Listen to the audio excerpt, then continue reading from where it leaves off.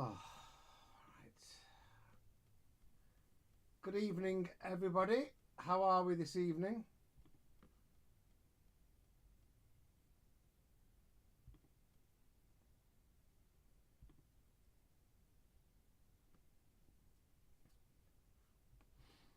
Had a bit of a day today. I've been filming a new video, how we made my new track with Rona Ray. So there's a lot to it, a lot of editing. So I do everything. I make the video, I edit the video, I do everything.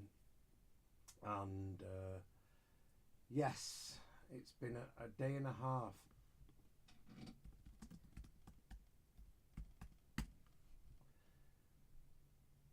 Hi Aaron, hope you're good.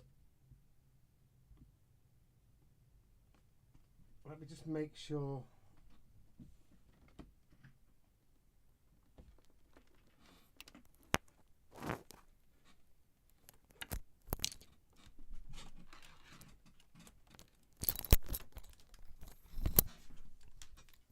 Sorry about that. Who have we got in tonight?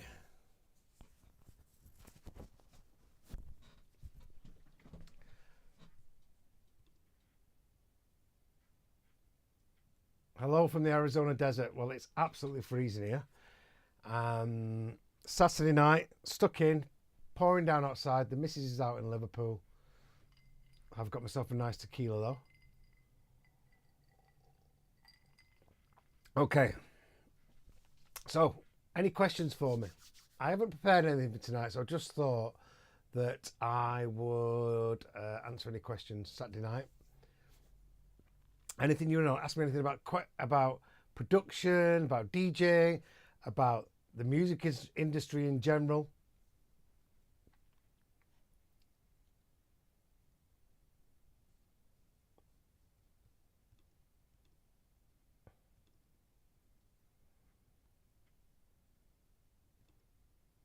Okay, let me think about this. Right, let's talk about mixing pianos. Okay. So, just let me know. I put the headphones on because it was a lot of feedback last night. Piano seems to be something that a lot of people want to know things about. I'll just tell you what I do and how I go around it. So, in this track, I've used the M1. I've got two pianos.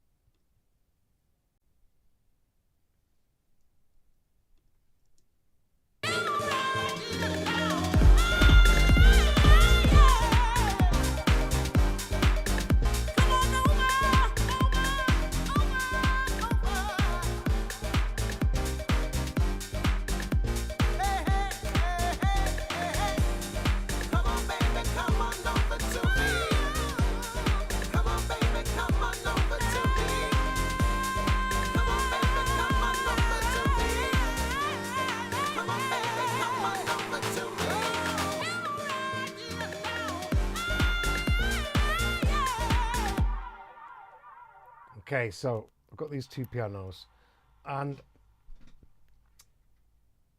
let's just have a look what I've done to this piano. I've not actually mixed this track properly yet, but I've got them on piano. I've taken out the low frequencies, and I've taken out the low frequencies on this because I've got the bass in there, and that's all I've done. It was obviously quite loud, so I've done a bit of soft clipping on it, and I've not done anything else. Let's have a look at the group. I've put a bit of a dip in the middle, which I think is a side chain to the vocals. Or maybe just put a dip in the middle anyway, just to spread it. And I will look into it. I will, you know, I've not mixed this properly yet. Hi, Adrian. So, oh, my chair's broken. Keep going up. So with pianos,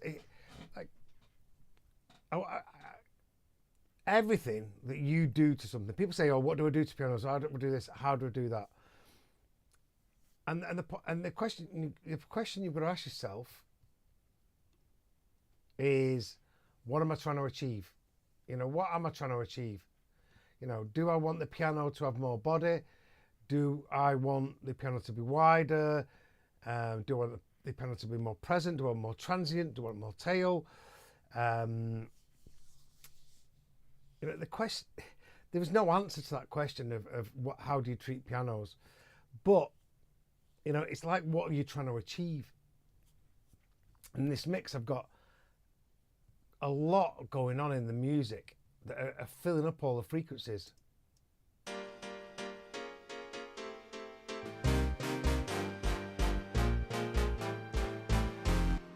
I've got the lead synth, which is a Prophet.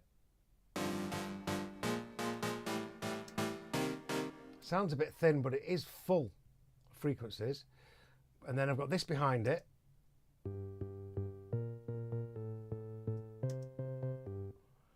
And then in the drop, I've got this on top of it. And then I've got the piano. And then I've got the bass.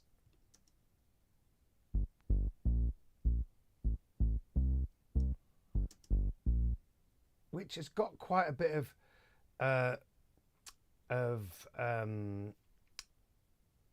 like a sawtooth coming through on the top, which you can't hear in the track. But it sounds, you can't hear it like that in the track. It sounds a bit more rounder. But what all them frequencies are doing is they're filling out the bottom of the piano in a way that I listen to it and I go, okay, what do I need here?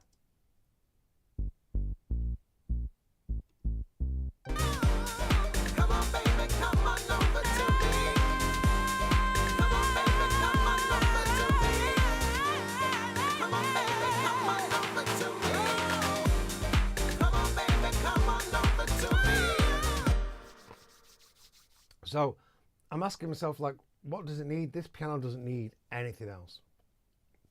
And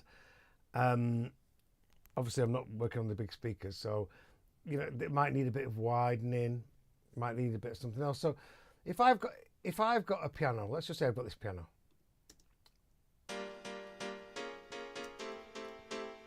And then with the M1 quite a lot of the time, I'll think that they're quite thin.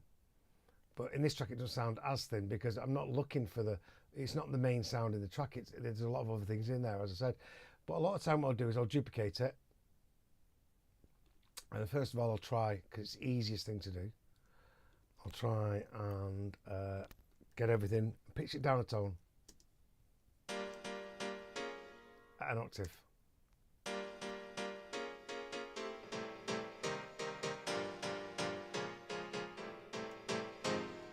Okay, well the first thing with that is I've got the M1. I don't want any effects on it. Well, there is no effects on it. Okay, so I might just try and reduce the release.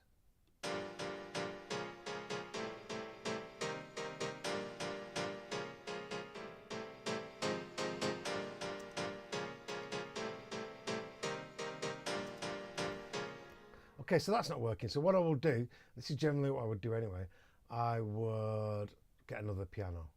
So let's try piano.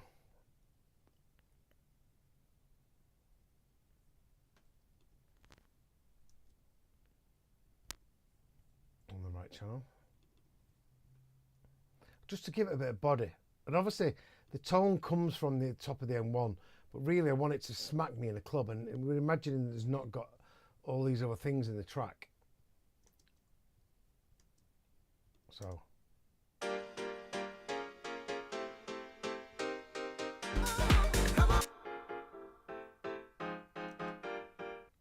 well, a bit of the body in it. That, again, just seems a little bit high. So I'm going to turn all that down an octave.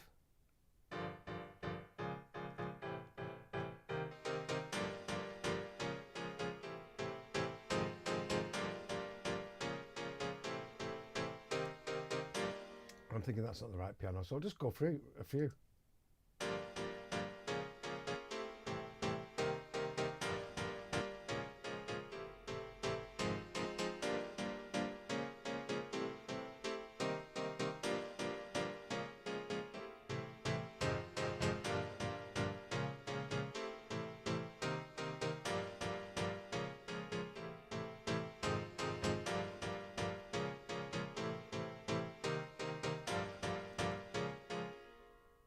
it goes down in volume there. I need to address that. So let's just say that one is. So that one's giving it the body. And then I'll go into that one because it's just body. And I will turn off any effects. I'll turn down the release of it to the reverb off.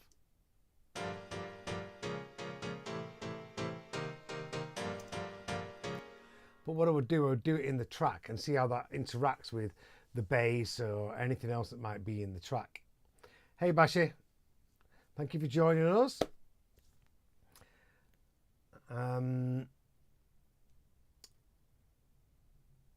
Looks like we're all from America tonight. And then what I would do is I would get that to fit with it. Okay, I'm just going to mute this one.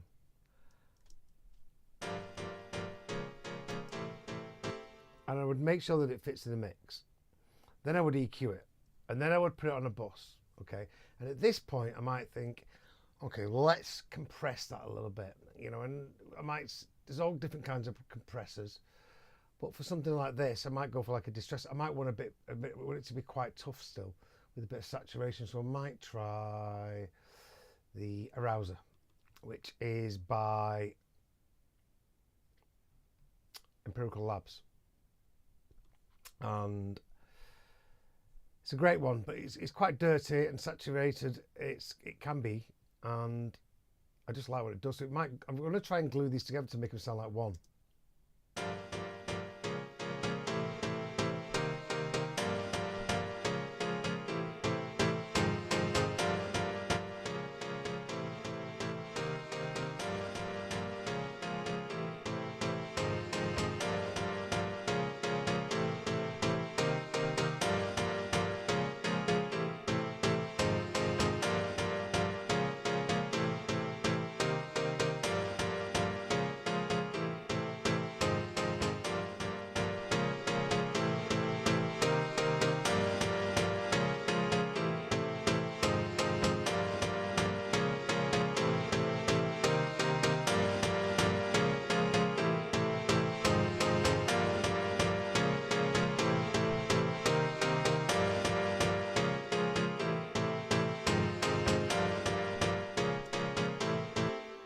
I'll find what I'm looking for, then I'll back off a threshold and listen to it again.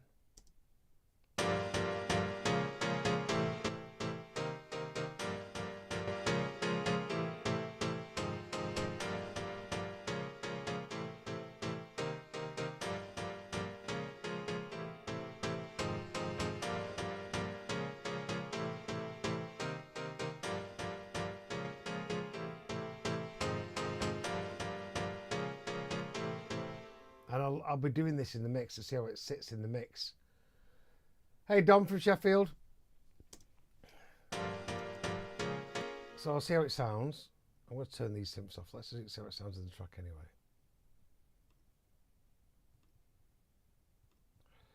So I'll see how it sounds in the track.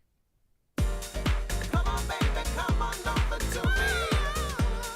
Come on, baby, come on over to me.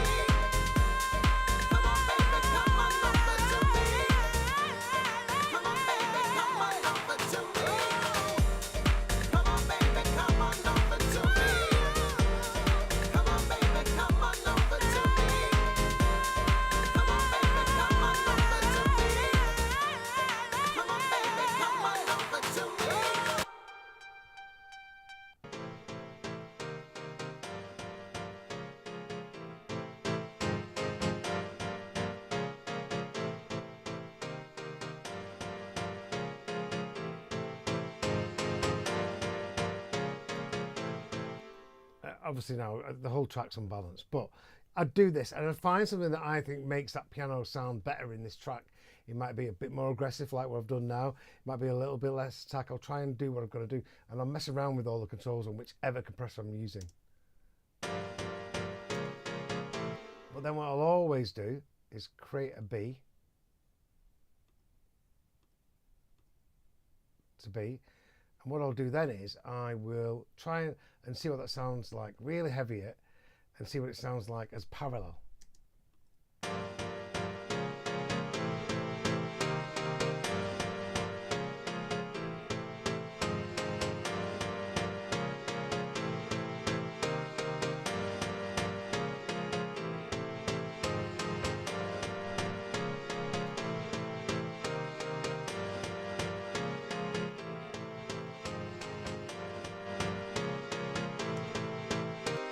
And I'm listening to what it's doing. What I'm thinking to myself in parallel is, I want as little as the tail as possible. I just want the attack to come through.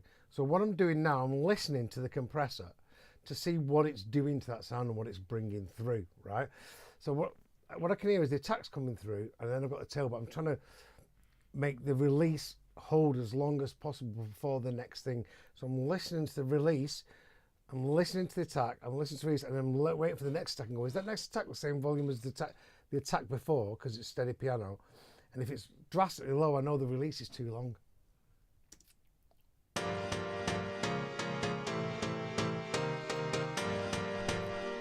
And then I'll go back with no dry mix, so no mix.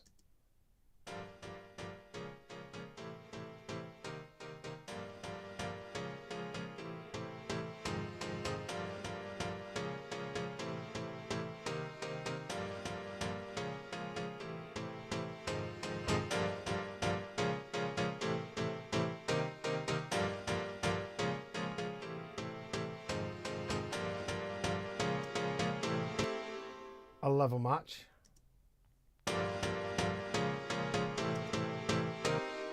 And I can hear the compression on the reverb. So what I might do is go to the plugin with the reverb, go to insert effects.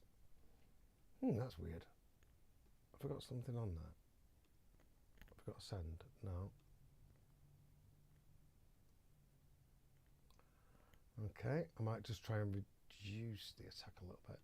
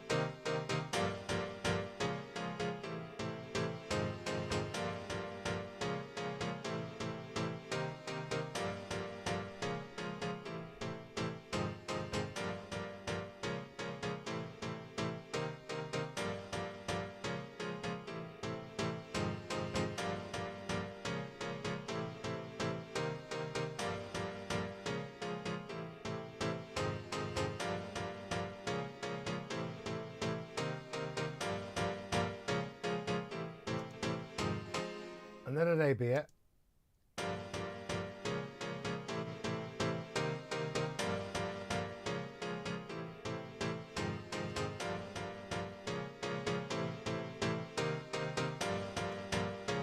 I'm going to turn it off.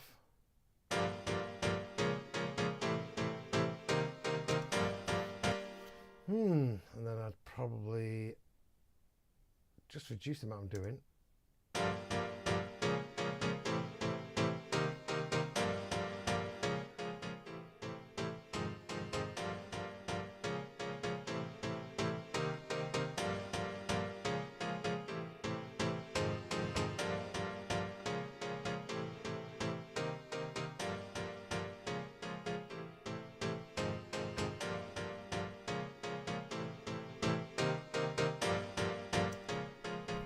And I decide which one I like. There's loads of reverb on that for some reason, so I'm assuming, I don't know what's going on, to be honest with you. I'll have to go back into it and look into it. And obviously I've been doing all this in the mix, so I'll be looking to use a compressor. I'll think about joining it all together. I might go for a cleaner compressor now, just like a Pro C2. But whatever I'm doing seems to be bringing up the right at the end of the tail, the reverb, no matter what I do with the release. I do like it with a little bit of this on. And then I'll try a different one. I thought that would work. It's not worked. Then I'll go to a different compressor. Just try and glue it together. So that's the first thing I'll try. I might try a bit of tape. So I might go to the UAD. This usually works. I'll just go for quickness. I'll go for the virtual tape.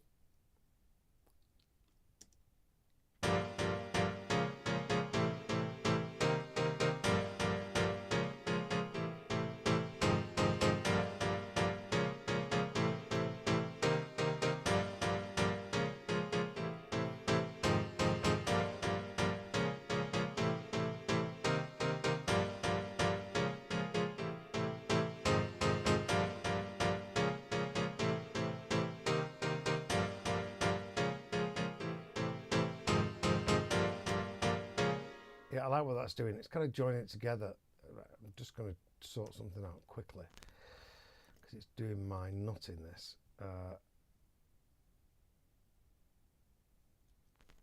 And turn all the volumes up to the same volume.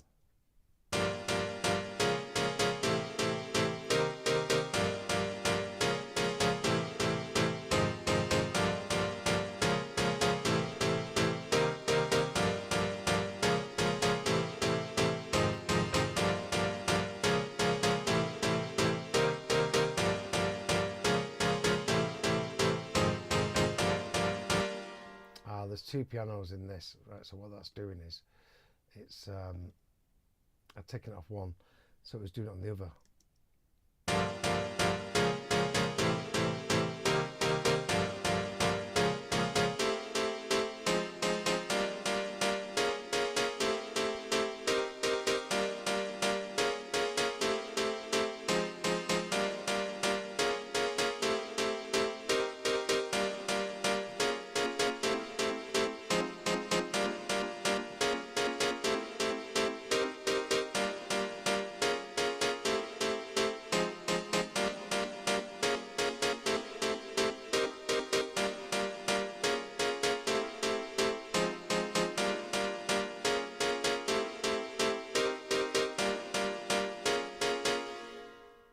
I'm totally blown away by where the delay is coming from, or that reverb, or whatever it might be.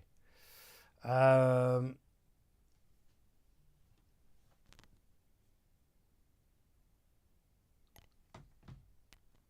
there anything on that bus there? No, there's not. Okay, anyway. I tried tape. I like what the tape's doing there. It's kind of joining them together a bit, making it feel like it's one.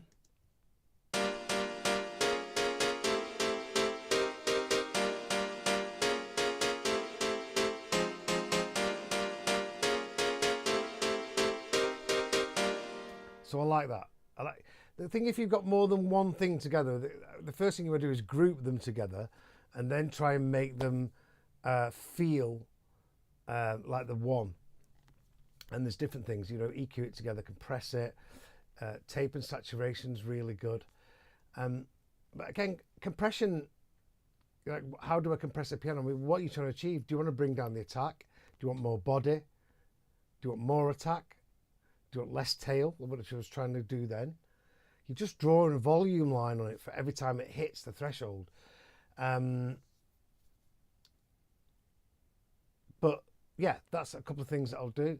I will then, with the group, I'll then try a bit of width, depending on the rest of what else is in the track. But generally, they're the first things that I'll do to a piano, to answer your question. I need a new chair. And the thing is I'm just trying to make it as solid and one thing as possible. And like I said, I've not mixed this track yet, so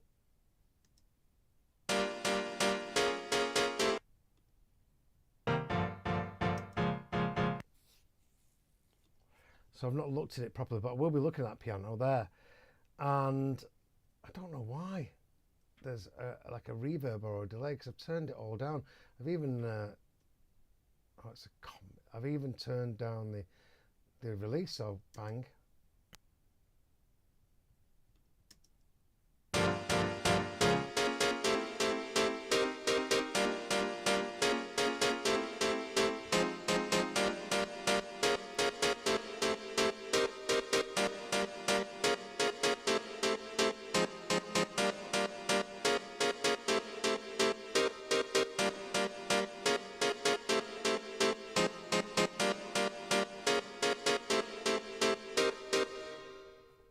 You see, really, that shouldn't be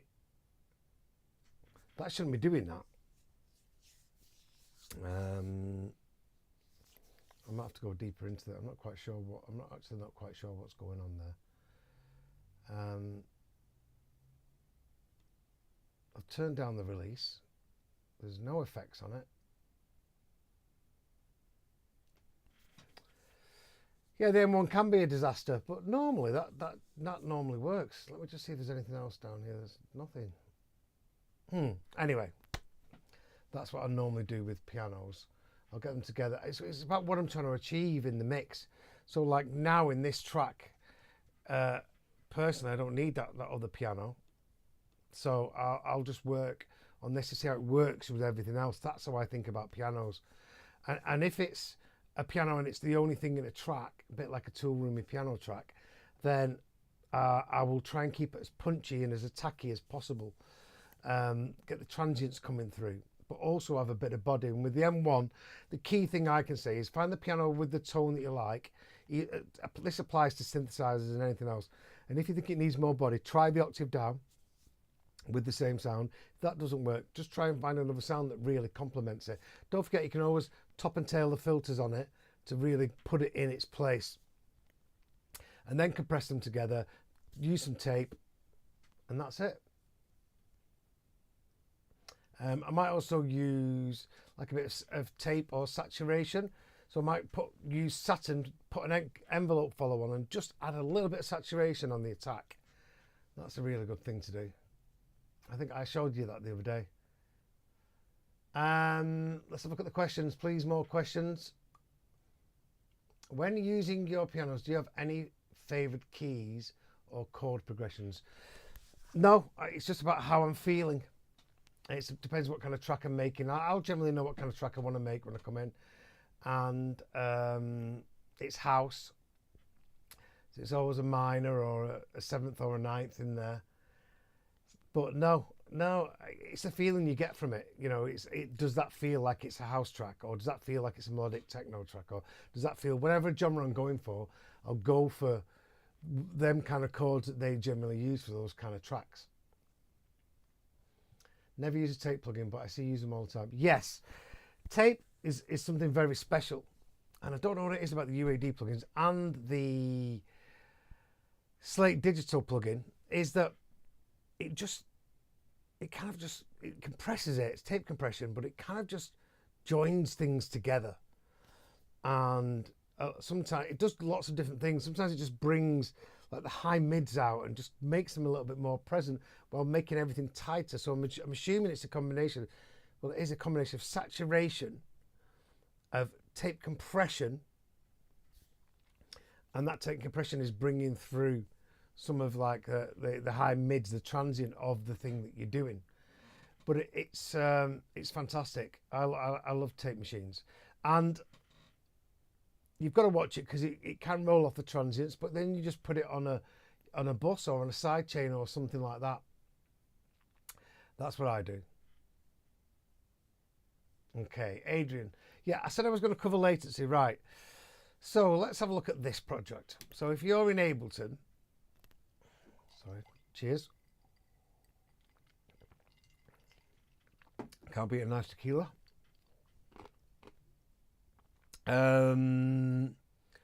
So what happens is if you go into Ableton, and I'm sorry if Logic users and Cubase users, if you go to Performance Impact here it will show you what plugins are creating latency. So here on the Moog bass that I'm not using, I've got all these plugins creating latency. So if I turn them off, it's gone. See that little light go there then? And if I look at the M1 I've just put on, that's got some latency. I'm assuming that's going to be the mutator. Oh no. What you can do is you can hover over the plugin like this and it'll tell you, look in the left hand corner, the bottom left now, where it says, right at the bottom left, it says latency 0 samples. Go to Spectre. Latency 0 samples. M1. Latency 0 samples. That's weird. Mutator. Latency 0.04 samples. So that was creating something. You've got to turn it on. Standard clip 1.3, 64 samples. So standard clip is creating a load of latency. So what latency means is it's going to, before, the latency is the difference between the actual signal and when the signal comes back in through the plugins, and that time is called latency. So what's happening is your sound might be on the beat. So for example, and I get this all the time with clients that do it, and what I'm going to do is I'm going to do this quickly for you. But then really the kick isn't on the one, it's being moved to the right a little bit because it's coming in later, because it's latent because of the plugins that you put on it. Okay, and you've got to be mindful about this, because if you're moving transients that are supposed to be on the beat together, can create smearing and destroy your transients. And I used to get projects in when I first started for Fader Pro many years ago, and I was doing all their mix downs. Everything was audio, so all the mix downs would come back, and then one kick would be slightly to the right, and one would be on time, and then this would be slightly out, and everything. And I was like, what the hell's going on here? And I couldn't get it right. So I was going into each one, and it was only like 2 hours for the mix, and trying to get what we're seeing the transient to be in time. Anyway, that was latency, right? Created by the plugins.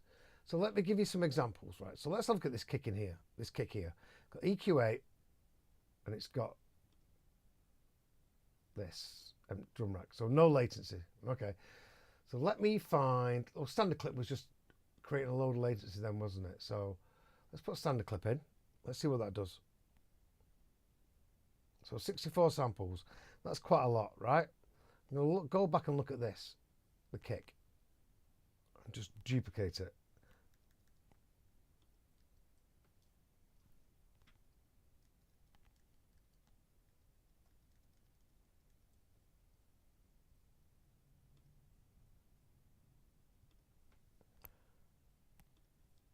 Okay, that's not creating loads of latency. Let's just find some plugins that do.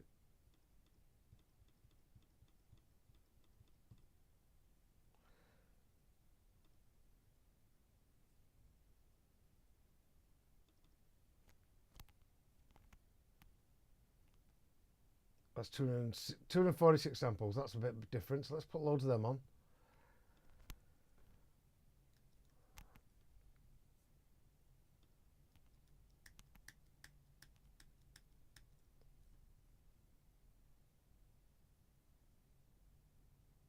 See this going up now.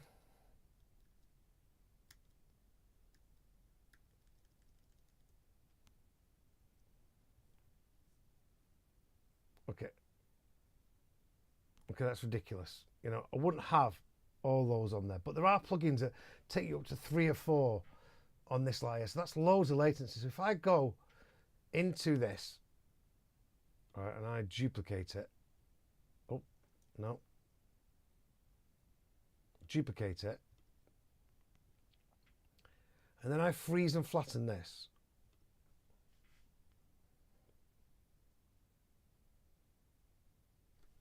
What's going to happen is, if I've got 2 kicks in there, one of them is going to be slightly out of time with something else, right?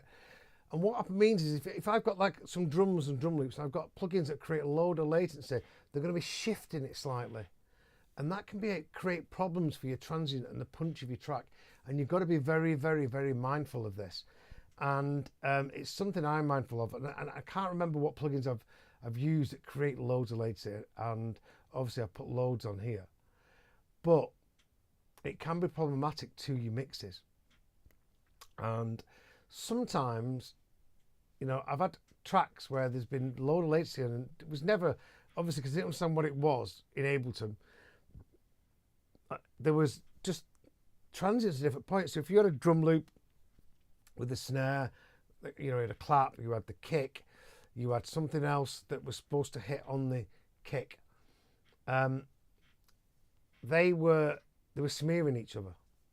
So you've got to be very mindful of the plugins that you're using and seeing what they're doing. Most of the time, almost all the time, you can't hear anything. But if you put that on in your mix view and see how much latency is being created. Sorry, it's going to take ages this now. But it could be taken away from the punch of your track. Right? And think about it.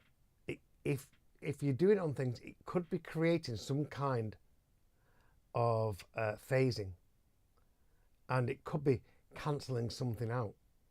So you've got to be very mindful about that. There is latency compensation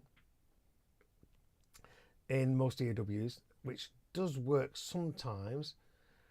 But like I said to you, I've had projects come in and they've just been all over the place, and it's the latency.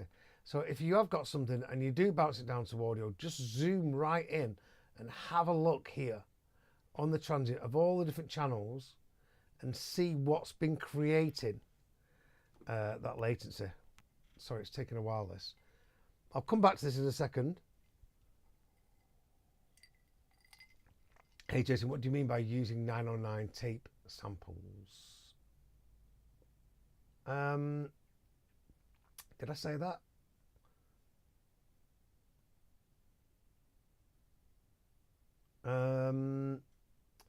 Well, 909 tape samples, or what do they mean? All right.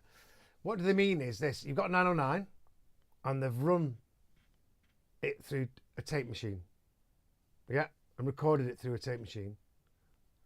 And what they mean with vinyl is they've recorded them from vinyl, which is a bit weird because obviously you have to transfer the 909 to the vinyl, something like that.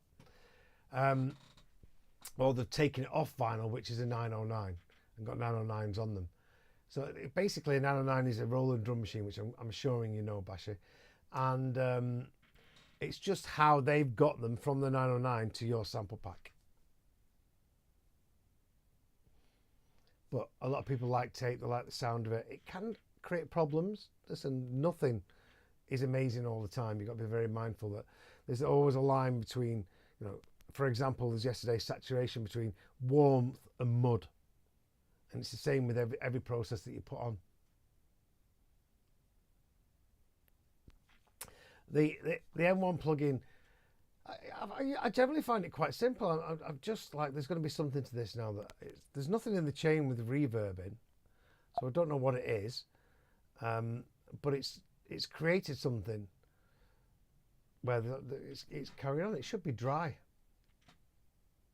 Any questions for me, everyone? It's Saturday night. Come on, I've given my Saturday night up for you. I have got a tequila.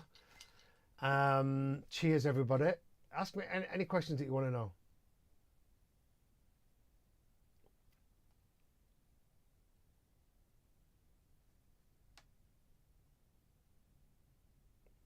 Yes, I did say that. It does create, it does solve it sometimes. But, if just be mindful of it, it doesn't always do that. I've never found it to be, I've not gone really deep into this, but it's supposed to help it.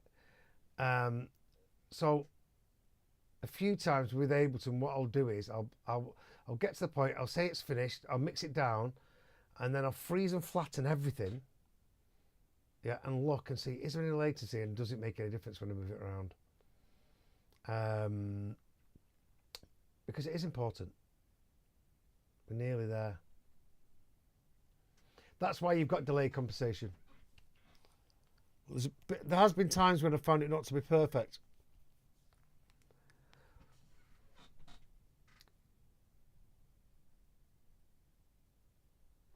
Okay.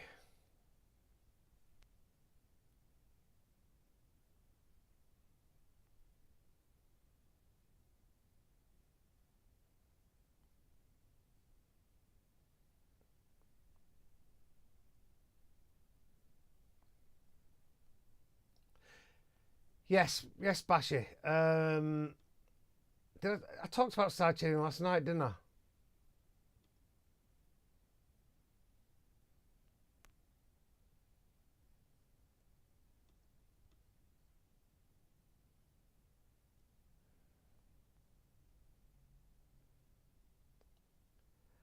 Well, if I'm recording, buffer size I'll use is 256 or whatever, because obviously I'm recording from everything else. So let's have a look at this.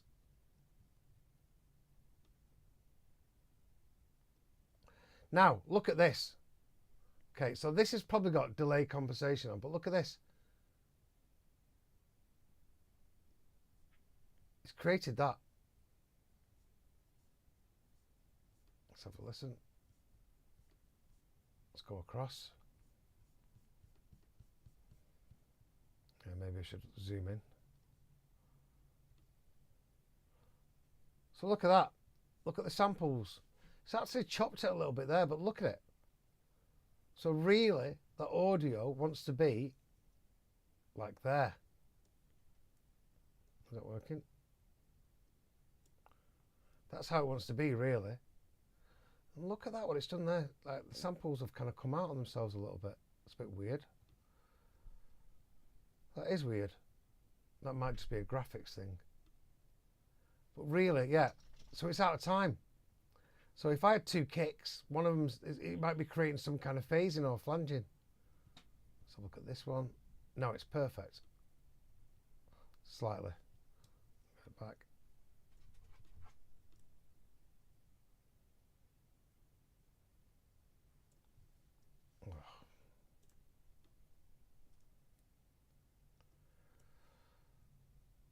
So yes, be very mindful of that, because it does create problems. So on Ableton, you've got delay compensation. Oh, sorry, the dog's trying to get out.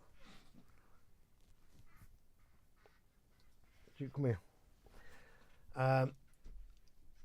Delay compensation, that's supposed to sort it, but as you can see there, it's not perfect. So be mindful of that. And yes, there are plugins that create all these problems, and you don't need that many copies of tape or standard clip on a track. And that's it, really. Obviously, you've got latency when you're recording as well, so that's different to this latency, and it depends on your setup and how that works. Sorry, 1 second.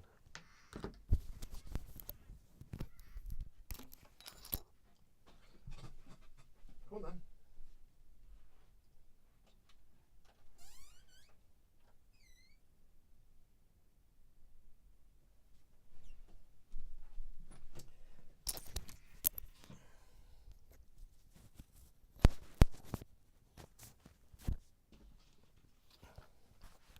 So the way to do it with your external hardware, there is a way of what you do is, whenever you're recording, whenever you get a new DAW or you get a new sound card, you get a new setup, is what they say to do is create some MIDI, okay, record it back in, yeah, and then see what the latency is. And then I think in Ableton you can go to the settings and you can change the milliseconds there.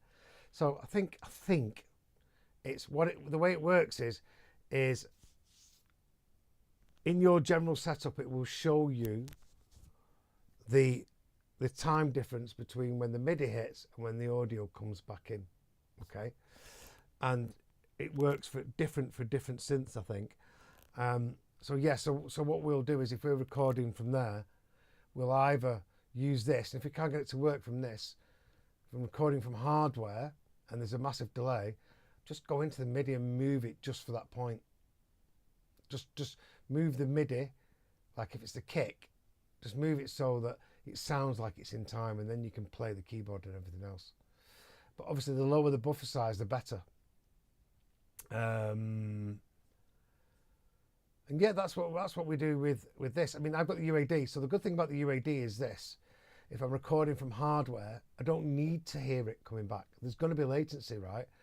So what I can do is I can turn it so it's off. I don't hear it, but because I've got the console, I'll just unmute these and then hear the synths coming through. And this is in real time. Hardware's in real time. There's no latency really. So if you've got the UAD or a sound card that does that, then great, because I'm hearing it. So if I'm playing the piano, I'm hearing the piano in real time. And if Ross is playing the piano, he'll play it in time. Whereas we've spent hours looking at latency, and now I just use this really.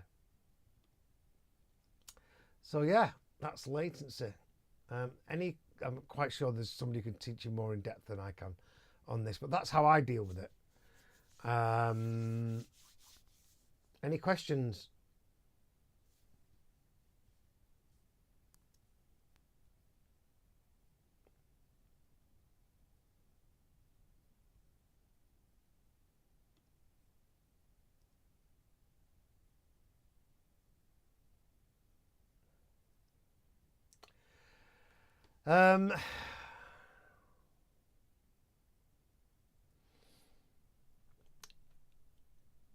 It would do if your ears were telling you the truth, yes. Bashi said, would using the delay, the latency, the delay on the track work as well? The ones that appear at the bottom when viewing the session view. Now, yes, okay. Yes, they would, but you're talking about these here, aren't you? In most DAWs, you have it on the channel on the side. It would, but because this delay we're talking about is so short, you know, and minuscule, I don't know if you'd be able to hear it. You know, and it's like every plugin you put on is going to change it. Now, in theory, what should happen is you get all these plugins and it says latency 183 samples. And if you go 183, that should do it. But, you know, whether that's true or not, I'm not quite sure. But really, I think that's what delay compensation is going to be doing. I think it's the same thing. I think delay compensation's reading this figure of 183, and that's applying it. That's what delay compensation is in Ableton, I think.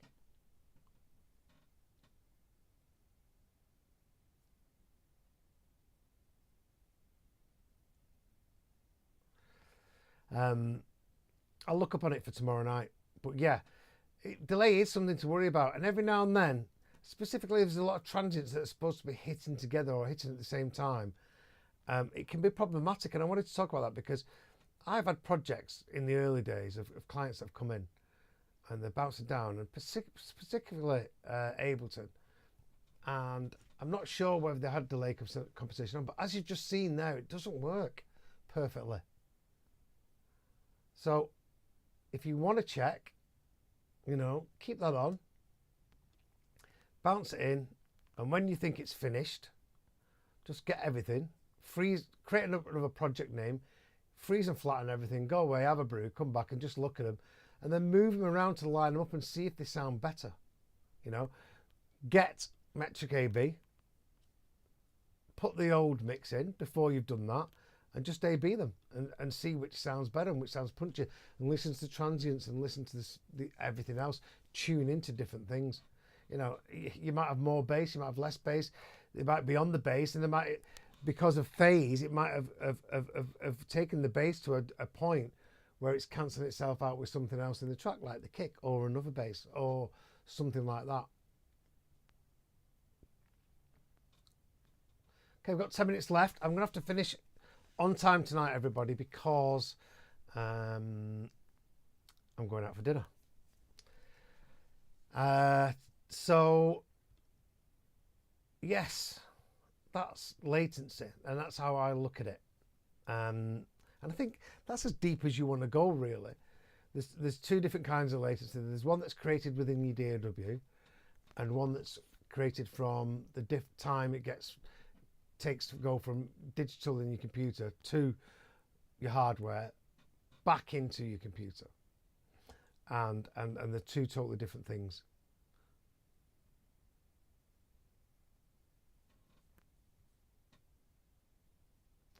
And of course, do what I said, go through them all, bounce them down. If you've got loads of heavy plugins, but just look at everything, get them all together.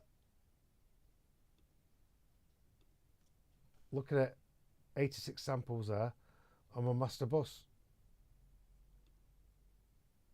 Oh no.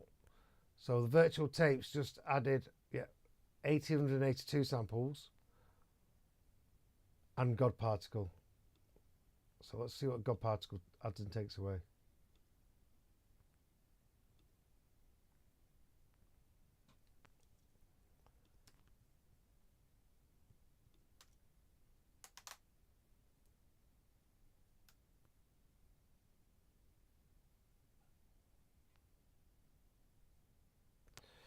Yeah, it's the emulations that they really create a load of latency. Okay, everyone, I'm back tomorrow. Thank you for joining us, or joining me. I really do appreciate it. I'm enjoying this. I'm going to do it regularly. So if you've not, please sign up at subtonemusicacademy.com and sign up for the taster menu. And then what I'm going to do is, when I've just got a bit of free time around this time in the evening in February, I might do one certain day a week, but I'm packed out with clients from America, and that's the time that this is the time that they do. So what I will do is I will either let you know in advance by email or by Instagram. Say hello on Instagram, by the way, at Jason Hurd Music, or I will send you an email from the Subtone Music Academy. And when you sign up to that, you'll be able to get advanced access to all the videos I'm making. So I'm making an in-depth video tomorrow, a bit like the Todd Terry one that's on the website, from a new track coming out on Groove Culture. And it's a really good video, actually. It's different. And so please go there. And after this, if you don't mind leaving comments in the actual YouTube comments, that would be great, so I can answer you. The algorithm sees that I am saying hello. And if you can like, share and subscribe, I'll be really grateful. And please ask me anything. Get some questions planned. I know there's loads that people have got. And if any of you guys have got a project you want me to just review the mix on, send me a direct message. Because remember, everyone here is at a different stage in the journey. If you're scared of doing it because it's on the internet and it's showing, where you are, you might think how bad you are. No one's bad. They're just at a certain stage in the journey. And we've all been at that stage. And that's what I'm here. I'm here to help you and give you ideas. And yeah. So quite a good session. We talked a bit about piano. I got lost in the M1. I looked a bit like an idiot. We talked about latency and a little bit about tape machines and everything else. So yeah, have a great weekend. Thank you so much, everyone. I really appreciate your time. And I will see you all soon.